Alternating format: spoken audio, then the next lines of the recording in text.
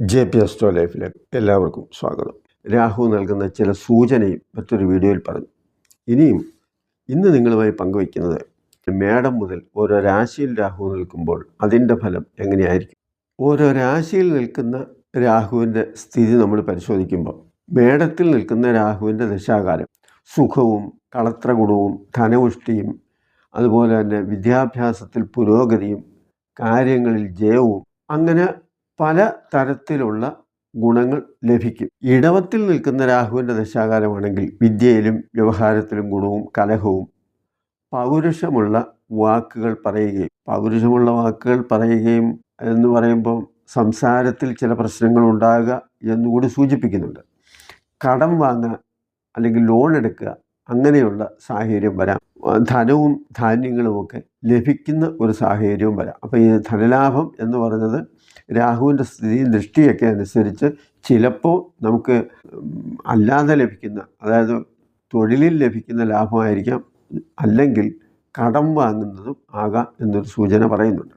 ഇനി മിഥുനത്തിൽ നിൽക്കുന്ന രാഹുവിൻ്റെ ദിശയിൽ ഭാര്യാദി സ്ത്രീജനങ്ങളിൽ നിന്ന് അർത്ഥലാഭവും ശത്രുക്കളിൽ നിന്നും മുറിവ്, വ്രണം, ഉപദ്രവം ഇങ്ങനെയൊക്കെയുള്ള സാഹചര്യങ്ങളും അതുപോലെ തന്നെ സഹോദരന്മാർക്ക് മോശമാകുന്ന ഒരു സാഹചര്യവും അവർക്ക് നാശത്തെയാണ് പറയുന്നത്. ഇങ്ങനെയൊക്കെയുള്ള കാര്യങ്ങളൊക്കെ ഉണ്ടാകാനുള്ള സാധ്യതയുണ്ട്.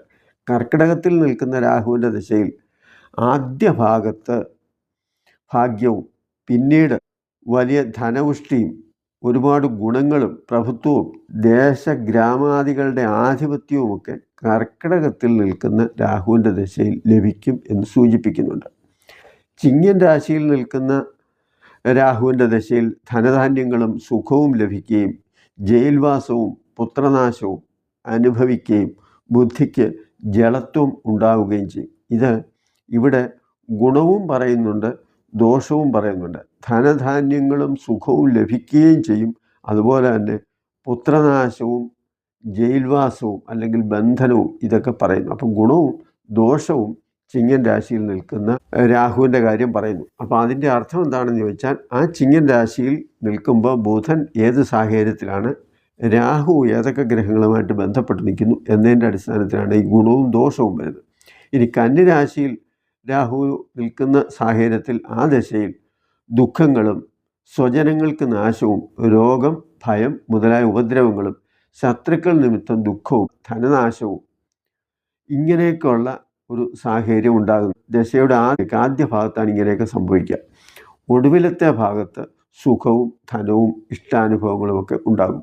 മധ്യഭാഗത്ത് ഗുണദോഷ സമ്മിശ്രമായിരിക്കും എന്ന്. അത് രാഹുദശ തുടങ്ങി ഇപ്പോൾ 18 വർഷമാണല്ലോ രാഹുദശ. അപ്പോൾ നമ്മളൊരു 6 വർഷം വീതം 3ആയിട്ട് തിരിക്കുമ്പോൾ ആദ്യത്തെ 6 വർഷം അത്ര മെച്ചമല്ല, രണ്ടാമത്തെ 6 വർഷം ഗുണവും ദോഷവും നിറഞ്ഞതാണ്, മൂന്നാമത്തെ 6 വർഷം വലിയ കുഴപ്പമില്ലാതെ പോകുന്നു എന്നതാണ്. അതുകൊണ്ട് കന്നിരാശിയിലെ രാഹുവിനെ ദശയെക്കൊണ്ട്, രാഹുദശയെ നക്ഷത്രദശയെക്കൊണ്ട് ഉദ്ദേശിക്കും. തുലാം രാശിയിൽ നിൽക്കുന്ന രാഹുവിൻ്റെ ദശാകാലം നമ്മൾ പരിശോധിക്കുമ്പോൾ മൂത്രസംബന്ധമായ അസുഖങ്ങൾ വരിക, അതുപോലെ ബുദ്ധിക്ക് തകരാറ് സംഭവിക്കുക, അല്ലെങ്കിൽ ഭയം, അതുപോലെ പ്രയാസം, ദുഃഖം, ഉന്മാദ ലക്ഷണം എന്നൊക്കെ പറയുന്നുണ്ട്. ചിലർക്ക് അപസ്മാരവും സാധ്യതയും പറയുന്നു. അപ്പോൾ ഇങ്ങനെയൊക്കെ സംഭവിക്കുന്നത് രാഹു തുലാം രാശിയിൽ നിൽക്കുന്നതുകൊണ്ട് മാത്രമല്ല, തുലാം രാശിയിൽ നിൽക്കുകയും നോക്കുകയും ചെയ്യുന്ന ഗ്രഹങ്ങളുടെയും ഏതൊക്കെ ഗ്രഹങ്ങൾ ബന്ധപ്പെട്ട് കിടക്കുന്നു എന്നതിനെ സംബന്ധിച്ച് കാണും. ഇത് നമുക്ക് പറയാൻ പറ്റത്തുള്ളൂ. പിന്നെ ഭാര്യയ്ക്ക്, അത് പങ്കാളിക്ക് ചില പ്രശ്നങ്ങളൊക്കെ വരാം എന്നതിനെ സൂചിപ്പിക്കുന്നു. അതുപോലെ തന്നെ ധനധാന്യ ലാഭത്തെയും സൂചിപ്പിക്കുന്നുണ്ട് തുലാം രാശി. വൃശ്ചികൻ രാശിയിലേക്ക് പോകുമ്പോൾ വൃശ്ചികത്തിൽ നിൽക്കുന്ന രാഹുവിൻ്റെ ദശയിൽ അന്യദേശവാസം, മാനസികമായ പ്രയാസങ്ങൾ, പിതാവ് മുതലായ ബന്ധുജനങ്ങൾക്കോ അല്ലെങ്കിൽ അവനവന് തന്നെയോ നാശത്തെയോ രോഗത്തെയോ സൂചിപ്പിക്കുന്നുണ്ട്. വൃശ്ചികത്തിൽ നിൽക്കുന്ന രാഹു ലഗ്നത്തിൽ നിന്ന് 3, 6, 10, 11 ഈ ഭാവങ്ങളിലോ ശുഭഗ്രഹങ്ങളുടെ യോഗദൃഷ്ടികളോട് കൂടിയോ നിൽക്കുന്നതായാൽ നഷ്ടം ഭവിച്ചുപോയ ദ്രവ്യാദികളുടെ ലാഭവും സുഖവും ഉദ്യോഗവും രാജ്യസമ്മാനവും മറ്റു ഗുണവും സിദ്ധിക്കും. അതായത് നഷ്ടപ്പെട്ടു പോയതെല്ലാം തിരിച്ചു പിടിക്കും എന്നാണ് അതുകൊണ്ട് ഉദ്ദേശിക്കുന്നത്. 3, 6, 10, 11 ഈ ഭാവങ്ങളിലോ ശുഭഗ്രഹങ്ങളുടെ ദൃഷ്ടിയോടുകൂടിയോ വൃശ്ചികത്തിൽ നിൽക്കുന്ന രാഹുവാണെങ്കിൽ നഷ്ടപ്പെട്ടതെല്ലാം തിരികെ ലഭിക്കും എന്നാണ് ആ രാഹു. ധനുരാശിയിൽ നിൽക്കുന്ന രാഹുവിൻ്റെ ദശയാണെങ്കിൽ പിതാവിനോ സഹോദരനോ നാശവും അല്പമായ ധനലാഭവും സുഖവും അതുപോലെ തന്നെ ചില ഗുണങ്ങളുമൊക്കെ ഉണ്ടാകും എന്നതാണ്.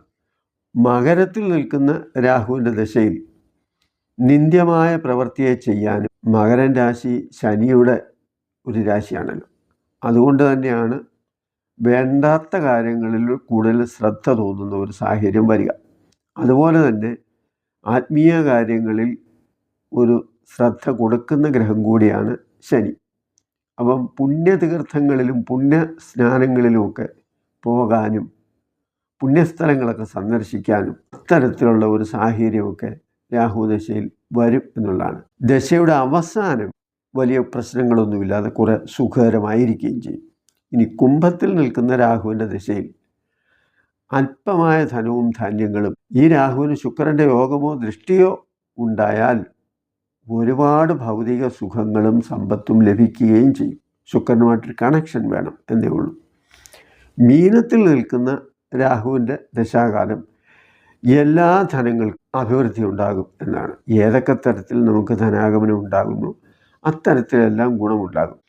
നക്ഷത്രദശയുടെ അവസാനം പല പ്രകാരത്തിലുള്ള ദുഃഖവും ധനധാന്യാദി സമ്പത്തുകൾക്ക് എന്ന് പറഞ്ഞാൽ 18 വർഷത്തിൽ ഏതാണ്ട് കുറേ കാലം ഉണ്ടാക്കിയതിനൊക്കെ തന്നെ കുറേ നാശവും നഷ്ടവും ചില പ്രയാസങ്ങളും ദുരിതവുമൊക്കെ അവസാന കാലത്ത് രാഹുവിൻ്റെ നക്ഷത്രദശയുടെ അവസാന കാലത്ത് ഉണ്ടാവുകയും ചെയ്യും എന്നാണ് ഇതിൽ നിന്ന് സൂചിപ്പിക്കുന്ന ഒരു കാര്യം. അപ്പോൾ രാഹുദശ വളരെ മെച്ചമാണോ എന്ന് ചോദിച്ചാൽ അത്ര മെച്ചമല്ല. പല ഭാവത്തിലും പല രാശികളിലും നിൽക്കും. എന്നാൽ മോശമാണോ എന്ന് ചോദിച്ചാൽ അത്ര മോശവുമല്ല. ഗുണവും ദോഷവും ചെയ്യാൻ കഴിയുന്ന ഒരു ഗ്രഹമാണ്. ഇതിൻ്റെ രാഹുവിനെ സംബന്ധിച്ച് ആദ്യത്തെ വീഡിയോയിലൊക്കെ അതിൻ്റെ ചില സൂചനകൾ ഭംഗിയായി തന്നിട്ടുണ്ട്. അപ്പോൾ ഇത് ഓരോ രാശിയിലും ഓരോ ഭാവത്തിലും രാഹു നിൽക്കുമ്പോൾ രാഹുദശ എങ്ങനെയാണ് നമ്മുടെ ജീവിതത്തിൽ അനുഭവപ്പെടുന്നത് എന്നാണ് നിങ്ങളുമായി പങ്കുവച്ചത്.